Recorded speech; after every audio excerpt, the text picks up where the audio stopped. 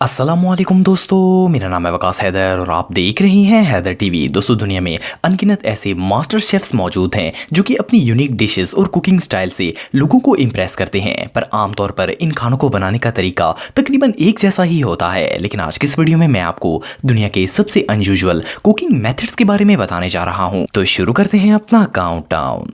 Subscribe करें Haider TV को और बेल आइकन को दबाएं इंफॉर्मेटिव वीडियो सबसे पहले देखने के लिए।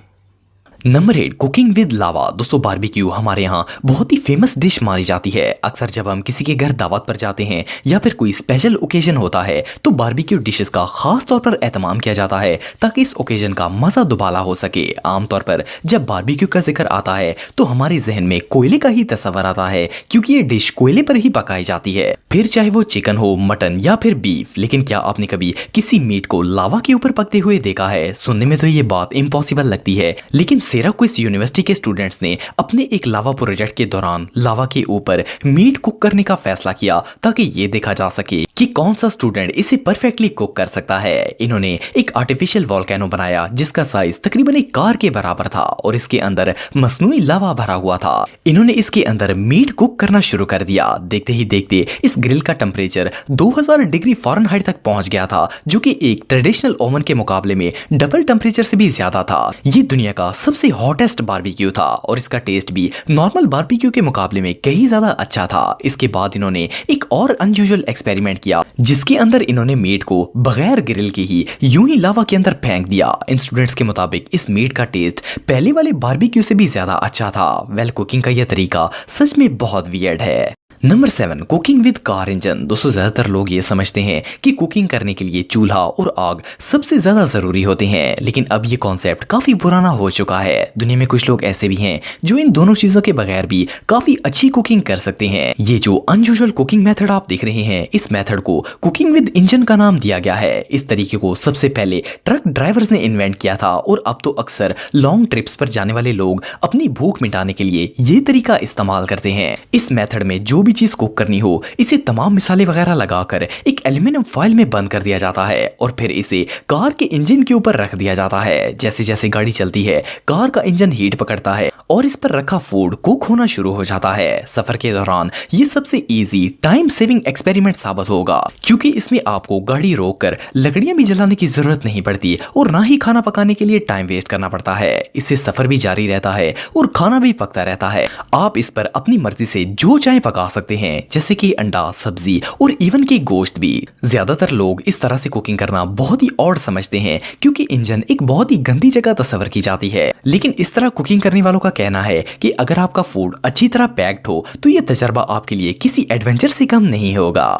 Number 6, making coffee in sand. दोस्तों, अगर कॉफी की बात करें तो इसे हर घर में पकाया जाता है। नॉर्मली इसे किसी बर्तन में डालकर चूल्हे पर कुक किया जाता है, लेकिन तुर्की के रेस्टोरेंट्स में कॉफी बनाने के लिए जो तरीका इस्तेमाल किया जाता है वो पूरी दुनिया से अलग है। ये लोग कॉफी के तमाम इंग्रेडिएंट्स को ब्रास या कॉपर से बने हुए कप में डालते हैं और इन्हें दहकती हुई आग में रखकर पकाते हैं। कॉफी बनाने की ये टेक्निक बहुत ही अमेजिंग और इम्प्रेसिव है और इस तरीके से तैयार होने वाली कॉफी बहुत ही स्ट्रॉन्ग और डिलीशियस होती है। सबसे पहले एक बड़े से पॉट में बहुत सारी रेत डालकर इसे कोयले के जरिए गर्म किया जाता है। जब ये रेत तेज गर्म हो जाती है तो इसमें कॉफी के कप रखकर कॉफी बनाना शुरू कर दी जाती है। इस कॉफी कप को रेत के अंदर जितना ज्यादा डीप करेंगे, कॉफी इतनी ही तेजी से उबलेगी। इस तरह से कप को ऊपर नीचे करके हीट को भी मैनेज किया जा सकता है। जब कॉफी तैयार हो जाती है तो इसे कॉपर वाले कप से निकालकर नॉर्मल कप में डाल दिया जाता है और इस तरह से बनने वाली कॉफी का टेस्ट नॉर्मल कॉफी से भी टोटली डिफरेंट और बहुत ही टेस्टी होता है। कॉफी बनाने का ये तरीका सच में बहुत यूनिक है।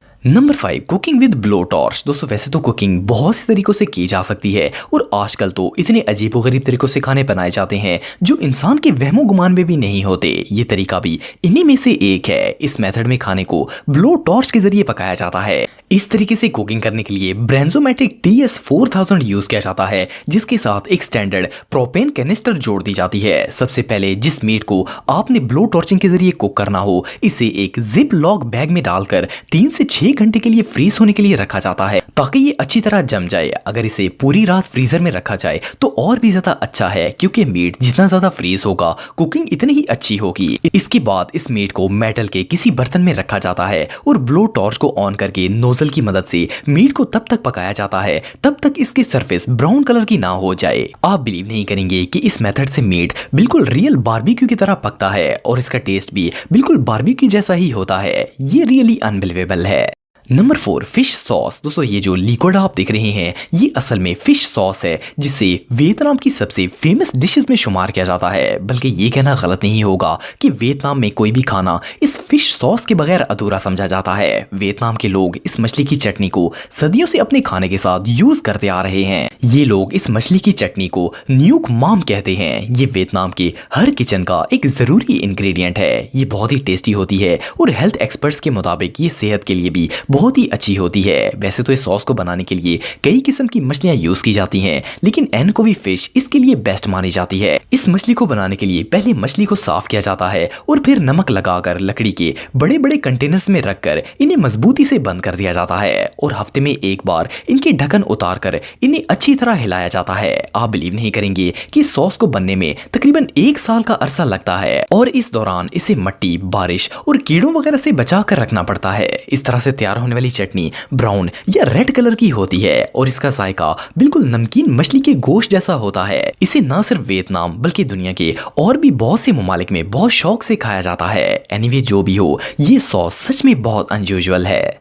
Number 3, cooking in a paper bag. दोस्तों आप में से अक्सर लोग कैंपिंग के दौरान नए नए कुकिंग मेथड्स ट्राई करते रहते होंगे, लेकिन क्या आपने कभी किसी कागज के बैग के अंदर अपना नाश्ता बनाने का एक्सपेरिमेंट किया है? सुनने में तो ये बात बिल्कुल नॉनसेंस लगती है, लेकिन कुछ कुकिंग लवर्स ने इस काम को भी पॉसिबल बना दिया है। अब आपको अपनी गाड़ी की डिग्गी में एक्स्ट्रा पैन्स रखने की जरूरत नहीं पड़ेगी। इस मेथड से कुकिंग करना और स्पेशली अंडे बनाना बहुत ही ईजी होता है। इस मेथड के लिए आपको सबसे पहले हार्ड पेपर से बना बैग लेकर इसमें किसी भी किस्म के गोश्त का फैट वाला हिस्सा इस बैग के अंदर अच्छी तरह रब करना है ताकि वो बैग के अंदर पूरी तरह ग्रेजी हो जाए। इसके बाद आपने गोश्त को लंबे लंबे स्लाइसेस की शक्ल में काटकर पेपर बैग के अंदर अरेंज करना है और फिर अंडे को लेकर इसे किसी भी नाइफ की मदद से हल्के हल्के क्रैक्स डालने हैं ताकि इनकी जर्दी टूटे नहीं। फिर इन अंडों को गोश्त के ऊपर डाल दें ताकि दोनों चीजें अच्छी तरह कुक हो सकें। इसके बाद आपको इस पेपर बैग को अच्छी तरह फोल्ड करना है और फिर किसी भी स्टिक के ऊपर इसे लगाकर कोयले के ऊपर पकने के लिए रख देना है। इस पेपर के अंदर लगाया गया फैट पेपर बैग को जलने से बचाता है। इस मेथड से नाश्ते को पकने में देर तो लगेगी, लेकिन इसे बनाने वालों के मुताबिक इसका टेस्ट बहुत ही यम्मी होता है। ये कुकिंग मेथड रियली बहुत वियर्ड है। Number 2, cooking in metal. दोस्तों वैसे तो आपने कुकिंग के बहुत से अजीब और क्रेजी मेथड देखे होंगे, लेकिन इस तरह का वियर्ड मेथड आज से पहले आपने कभी नहीं देखा होगा। एक famous YouTuber the backyard scientist ने कुकिंग का ये अनोखा तरीका इंट्रोड्यूस करवाया है। इन्होंने सबसे पहले काफी सारा मेटल और एल्यूमिनियम लेकर इसे आग के जरिए मेल्ट कर लिया, फिर गोश्त का एक पीस लिया और वो पिघला हुआ मेटल इसके ऊपर डालना शुरू कर दिया। देखते ही देखते वो गोश्त बिल्कुल ऐसे ही पक गया जैसे इसे कोयले पर स्टीम किया गया हो। सिर्फ इतना ही नहीं बल्कि इसके बाद इन्होंने एक और अजीबोगरीब एक्सपेरिमेंट भी किया, जिसमें इन्होंने ये पिघला हुआ मेटल फ्राई पैन में डालकर इसके अंदर गोश्त को फ्राई करना शुरू कर दिया। इस तरीके से पकाया जाने वाला गोश्त तो देखकर ही बंदे का दिल खराब हो जाता है। इसे खाना तो दूर, देख पाना भी काफी मुश्किल होता है। भला कोई इंसान मेटल कैसे खा सकता है? बहरहाल जो भी हो, ये कुकिंग एक्सपेरिमेंट वाकई में बहुत अनयूजुअल था। Number 1, solar cooker. दोस्तों आप सब सोलर पावर के बारे में तो जानते होंगे। आजकल के दौर में सोलर एनर्जी से बहुत से काम लिए जा रहे हैं।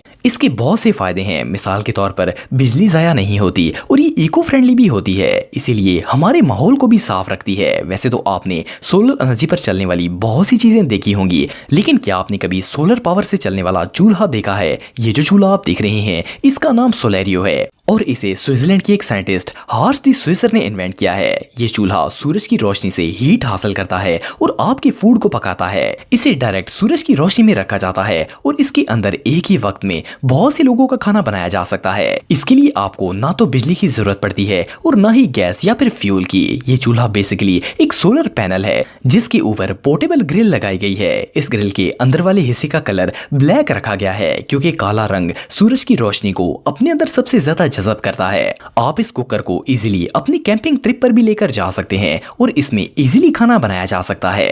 ये रियली अनबिलीवेबल है। दोस्तों अगर आप मेरे व्लॉगिंग चैनल को सब्सक्राइब करना चाहते हैं तो इस आइकन पर क्लिक करके सब्सक्राइब कर सकते हैं। आज के लिए इतना ही दोस्तों, नेक्स्ट वीडियो तक के लिए अल्लाह हाफिज।